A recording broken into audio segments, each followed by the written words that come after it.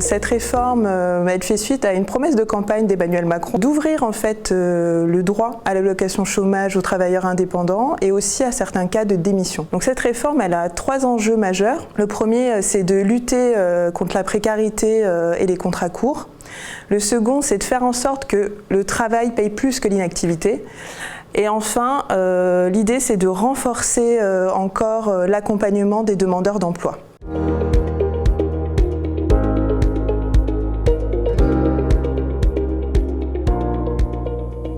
Elle a été initiée en juillet 2019 et les premiers textes, les premières mesures d'application sont de novembre 2019. Ensuite, il y a eu quelques mesures qui ont été contestées puis annulées par le Conseil d'État et d'autres qui ont été reportées justement du fait de la crise sanitaire. Tout récemment, donc le 31 mars, est sorti le dernier décret qui met en application donc certaines mesures dès le 1er juillet et qui organise le report d'autres d'entre elles en attendant un retour à l'amélioration de l'emploi.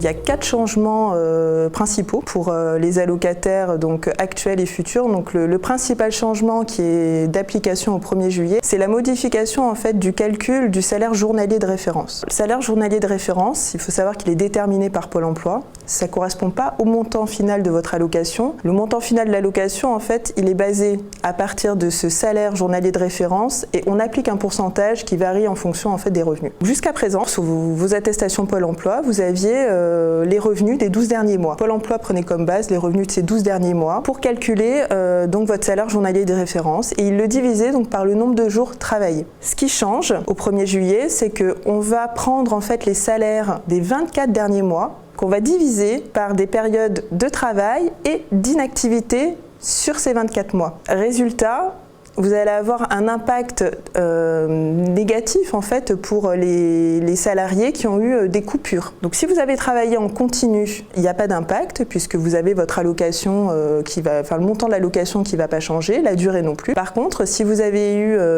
enchaîné des contrats courts avec des coupures et qu'entre-temps vous êtes inscrit à Pôle emploi, là, comme on tient compte de l'activité et de l'inactivité, vous allez avoir donc un montant de l'allocation qui va baisser. L'UNEDIC estime à environ 22% quand même la perte d'allocation par rapport à celle que vous aviez précédemment. Donc ça concerne les demandeurs d'emploi futurs à compter du 1er juillet. Il n'y a pas un recalcul de droits pour ceux qui sont actuellement inscrits au chômage. Par contre, l'avantage, c'est que vous allez pouvoir bénéficier du chômage un peu plus longtemps puisqu'on tient compte à la fois des périodes d'activité et d'inactivité. Vous allez donc avoir une durée d'indemnisation qui potentiellement peut aller un peu plus loin. Donc le capital de droit à chômage est bien augmenté. Mais pour en bénéficier, ça veut dire qu'il faut aller au terme de vos droits. Et ça, toujours selon une estimation de l'UNEDIC, ça concerne seulement 44% des chômeurs. Après, on a un second changement, c'est un durcissement des conditions d'éligibilité. Aujourd'hui, vous travaillez pendant 4 mois et vous avez le droit au chômage. Demain,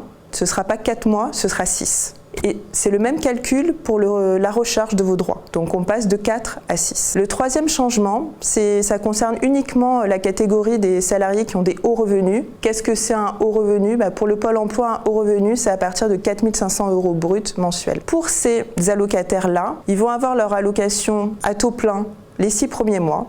Et à partir du 7e mois, ils vont avoir une dégressivité qui peut aller jusqu'à 30%. Enfin, le dernier changement de la réforme qui pour le coup a un impact positif, c'est l'ouverture de ce droit à d'autres catégories de salariés et notamment donc aux travailleurs indépendants. Le quatrième changement pour les salariés, c'est l'ouverture pour certains cas de démission. Aujourd'hui, vous avez déjà des cas de démission qui ouvrent droit au chômage, par exemple pour suivre son conjoint, depuis novembre 2019. Un salarié qui veut créer une entreprise ou reprendre son entreprise, ou alors faire une reconversion professionnelle qui nécessite une formation. S'il a travaillé depuis au moins 5 ans dans la même entreprise, il va pouvoir avoir droit aux allocations chômage. Ça ne va pas être automatique, c'est un dossier qui va devoir passer en commission chez Pôle emploi, mais sur le papier, ça vous donne la possibilité donc d'avoir un droit supplémentaire, là où jusqu'alors il fallait négocier un licenciement ou une rupture conventionnelle.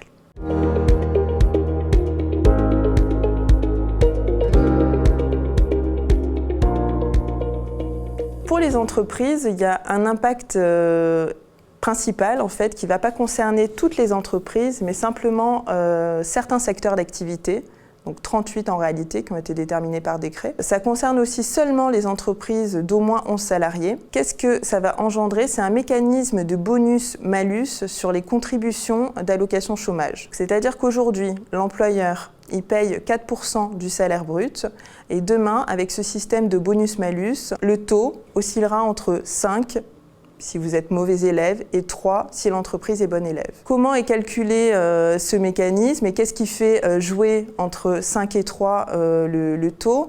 C'est le pourcentage en fait, de contrats courts qui sont suivis d'une inscription à Pôle emploi. Les secteurs n'ont pas été choisis par hasard, hein, ça a été choisi, il y a la restauration, l'hôtellerie, le tourisme, donc c'est des secteurs qui par nature ont un turnover important du fait de leur activité.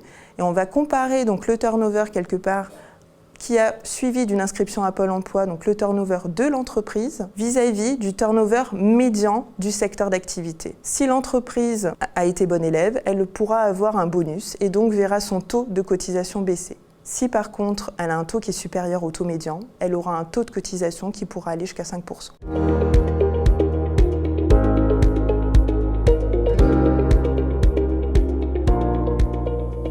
Les travailleurs indépendants, depuis novembre 2019, ils peuvent bénéficier, donc dans certaines conditions, d'un droit à chômage. Ce n'était pas du tout le cas jusqu'à présent, donc c'était une promesse de campagne d'Emmanuel Macron. Les conditions pour qu'ils puissent en bénéficier, c'est déjà d'avoir travaillé pendant 2 ans à minima, donc dans sa propre entreprise et une seule et même entreprise. La deuxième, c'est d'avoir subi un redressement judiciaire ou une liquidation judiciaire. La troisième, c'est d'avoir déclaré un revenu en tant que travailleur indépendant d'au moins 10 000 € sur les 2 dernières années. Et enfin, la dernière condition, c'est d'avoir une enveloppe globale de revenus qui ne dépasse pas le niveau du RSA. Si on a l'ensemble de ces conditions, le travailleur indépendant pourra avoir droit à une allocation chômage. C'est quand même assez restrictif.